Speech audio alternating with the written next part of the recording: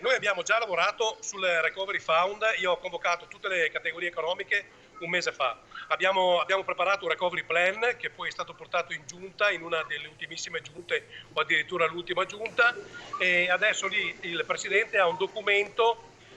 con cui inizierà l'interlocuzione con il Governo. Ecco, intanto io credo che sia importante che in Veneto arrivino le liquidità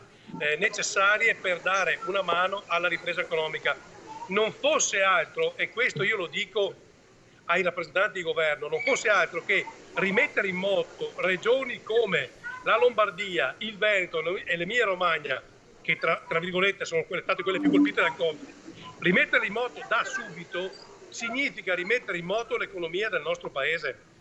E infatti io per esempio non ho capito francamente l'ennesimo provvedimento fatto per le regioni del meridione, che finirà in un nulla di fatto come è sempre stato, dimenticandosi in realtà delle regioni traino, cioè quelle che riescono a mettere in moto anche le regioni del sud attraverso la loro ripresa economica.